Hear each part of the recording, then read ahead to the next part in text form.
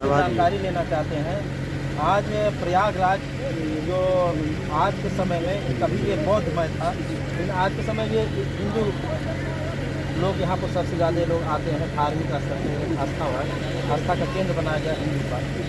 लेकिन आप क्या संदेश देना चाहती हैं कि आज बुद्ध महासम्मेलन यहाँ पर किया गया है, सारे भक्तों को मिला करके यहाँ पर कम से कम 50,000 की बात है। आपका नाम?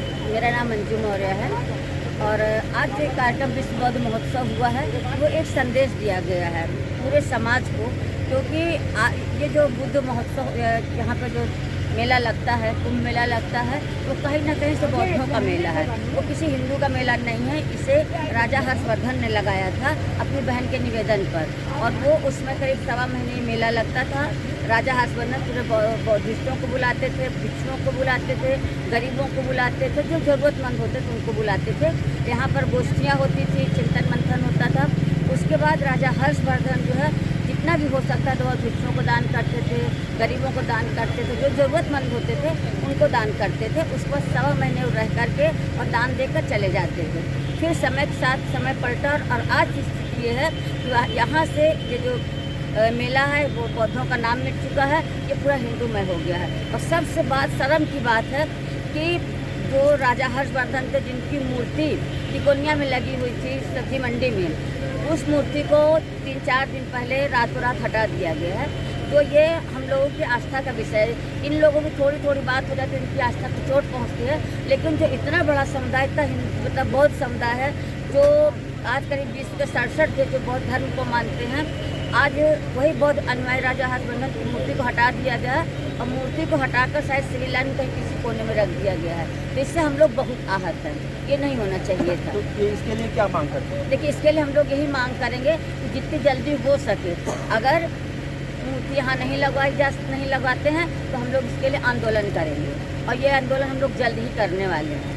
और खासकर भंते जी से बात हो चुकी है, सुमित्रा भंते जी से, वो फिर आएंगे और हम लोग फिर आंदोलन करेंगे इसको लेकर के। अच्छा, आप ओबीसी समाज से आती हैं, क्योंकि हिंदू धर्म के अनुसार कई जातियों में बांटा गया है, तो इसमें आप ओबीसी समाज से आती हैं, आपने बौद्ध धर्म को क्यों बढ़ करके हिस्सा लिया? देखिए, हम ओबीसी समाज से तो आते ही आते हैं, लेकिन हम मौर्य भी हैं, और मौर्य भगवान बुद्ध के शाक्यवंश के थे, और मौर्य जो है शाक्यवंशी ही हैं। तो हम शाक्यवंशी ही। लेकिन बहुत से मौर्य नहीं मानते हैं, वो अपने आप को हिंदू मानते हैं, जैसे ठाकुर ब्राह्मण क्षत्रिय होते हैं। अब यही तो दुर्भाग्य बौद्ध धर्म का। उन्हें कैसे समझाया जाए? यही तो उनका हमारा दुर्भाग्य है कि अपने बाप को बाप नहीं कह रहे हैं, वो दूसरे के बाप को बाप कहने में बड़ा गर्व महसूस कर रहे हैं। और जब तक हम अपने बाप को बाप नहीं कहेंगे, तब तक दूसरे समाज के लोग हमारे बाप को मारते पीटते रहेंगे। और समय आएगा, क्योंकि अभी जिस तरह से SC ST हो चाहे ओबीसी माइनॉरिटी के लोग हैं, बहुत मारे पीटे जा रहे हैं। आने वाला समय और भी खतरनाक है। ये चीज़ हमारा समाज नहीं समझ रहा। लेकिन देखिए, जो देश के प्रधानमंत्री हैं नरेंद्र मोदी जी, उन्होंने अभी 4-5 दिन पहले कहा कि अब हम हिंदू राष्ट्र नहीं बनाएंगे, हिंदू राष्ट्र की अब जरूरत ही नहीं इनको। वो कह रहे हैं अब हम बौद्ध राष्ट्र बनाएंगे। तो ये हमारे समाज के लोगों को सोचना चाहिए कि दूर बैठा वो जो दूसरा समाज है, जो मुट्ठी भर समाज है, जो हम पर शासन कर रहा है, उसके समझ में आ जा रहा है कि अब बौद्ध राष्ट्र बनना चाहिए, लेकिन हमारे समाज को ये नहीं समझ में आ रहा है। तो इसको समझना होगा। इनको नहीं समझेंगे तो आने वाला समय इस समाज के लिए, SC ST के लिए, OBC के लिए बहुत खराब होने वाला है। अच्छा, आखिरी शब्द हम आपसे जानकारी लेने थे। आपने यहाँ पर इस कार्य में बहुत बड़ा सहयोग किया है, मुझे जानकारी दी है। तो यहाँ पर हम अनुयायी जो आए हैं, दूर दराज से आए हैं, लगभग कई राज्यों से भी आए हैं, यहाँ तक कि नेपाल से भी लोग आए हैं। तो उन लोगों को क्या आखिर संदेश? देखिए, हमारा यही संदेश है, जो दूसरे देशों से भी आए हैं और खासकर अन्य जिलों से भी आए हैं, मैं उनसे यही कहना चाहूँगी कि कोई भी काम अकेले कोई भी व्यक्ति नहीं कर सकता, चाहे वो जितना भी मजबूत हो।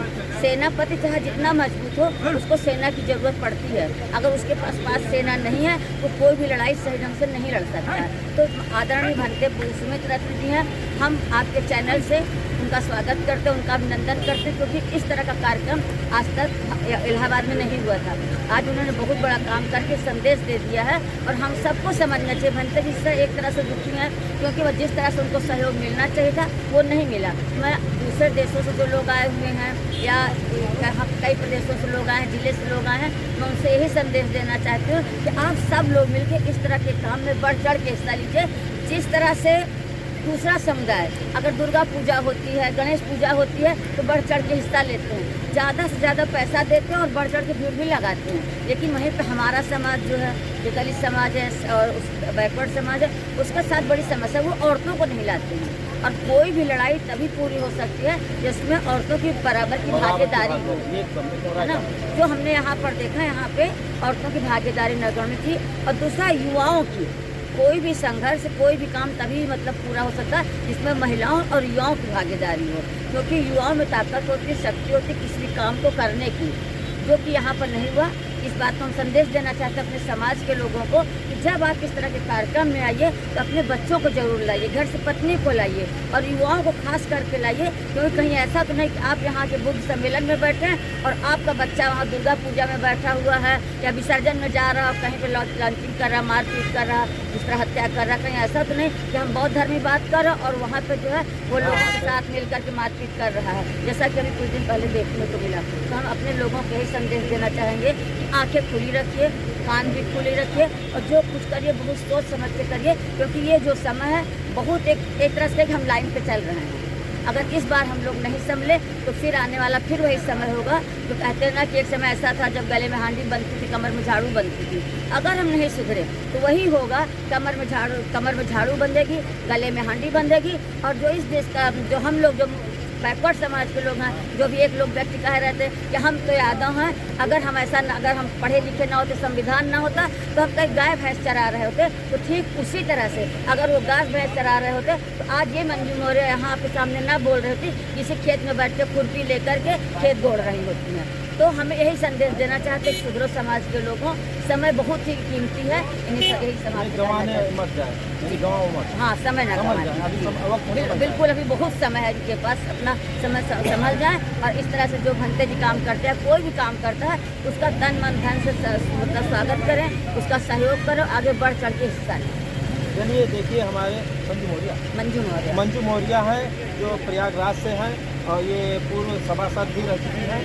हम इनको अपने चैनल में स्वागत करते हैं और इन्होंने बहुत अच्छी बात कही है और यहाँ पर इस कार्यक्रम में बहुत बढ़ चढ़ के हिस्सा लिया है। और इस प्रयागराज की धरती पर आपका हमारे चैनल पर स्वागत है।